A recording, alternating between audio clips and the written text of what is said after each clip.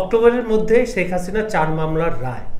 জুলাই আন্দোলনে গণহত্যা ও এর আগে দেশে গুম খুনের ঘটনায় আন্তর্জাতিক অপরাধ ট্রাইব্যুনালে হওয়া মামলাগুলোর মধ্যে 3 থেকে 4টি রায় অক্টোবরের মধ্যে পাওয়া যাবে বলে আশা প্রকাশ করছেন আইন উপদেষ্টা ডাক্তার আসিফ নজরুল।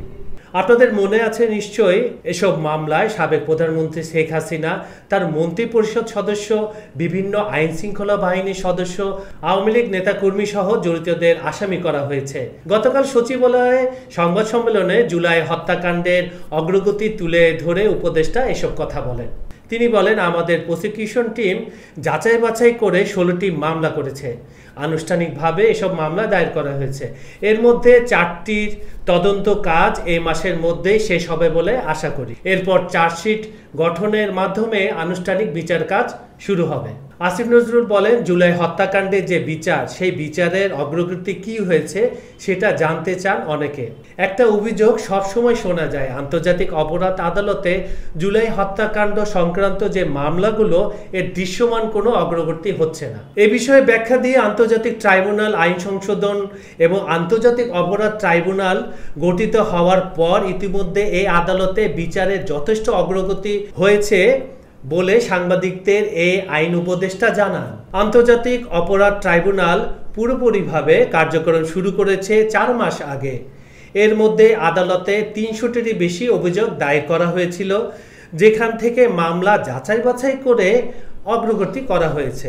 আইন অনুযায়ী বিচার কাজ শুরু হওয়ার পর প্রস্তুতির জন্য ডিফেন্স আইনজীবীর 3 সপ্তাহ সময় দিতে হয়। আইন উপদেষ্টা বলেন, এসব মামলায় সাবেক প্রধানমন্ত্রী শেখ হাসিনা সহ আওয়ামী লীগের শীর্ষস্থানীয় নেতা, শীর্ষস্থানীয় পুলিশ ও প্রশাসনিক কর্মকর্তারা আসামি হিসাবে রয়েছেন।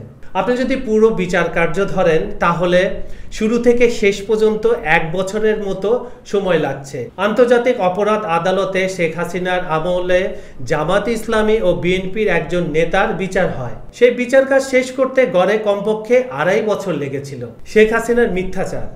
সাবেক প্রধানমন্ত্রী শেখ হাসিনাকে নিয়ে এই আইন উপদেষ্টা সংবাদ সম্মেলনে বলেন, প্রধানমন্ত্রী থাকা অবস্থায় যেভাবে আত্মবিশ্বাস নিয়ে মানুষের সঙ্গে ঔদ্ধত্যপূর্ণ সুরে কথা বলেছেন, এমনকি তার শেষ সংবাদ সম্মেলনে তিনি একদমই একই সুরে কথা বলেছেন। তিনি তার বক্তব্যে মানুষের যন্ত্রণার স্মৃতি নিয়ে পরিহাস করেছেন। আবু সাইদের মৃত্যু দৃশ্য এআই দিয়ে বানানো হয়েছে এমন তথ্য তিনি তুলে ধরেছেন। মুগ্ধকে নাকি ছাত্ররাই গুলি করে মেরেছে, এই ধরনের কথাবার্তাও তিনি বলেছেন। আইন উপদেষ্টা বলেন, মিথ্যাচারের পাশাপাশি শেখ হাসিনা সবাইকে উস্কে দিতেন, কার বাড়িতে আগুন দিতে হবে এবং কাকে তিনি ছাড়বেন না, এসব নিয়েও কথাবার্তা বলেন তিনি। এছাড়াও আওয়ামী লীগ প্রতিনিয়ত মিথ্যাচার, অপপ্রচার ও কুৎসা রটনা করে যাচ্ছে। আওয়ামী লীগের 2টি অস্ত্র, একটি হচ্ছে মিথ্যাচার, আরেকটি অপপ্রচার বলে তিনি জানান। এতক্ষণ আপনাদের সঙ্গে ছিলাম আমি, কাজল হায়দার।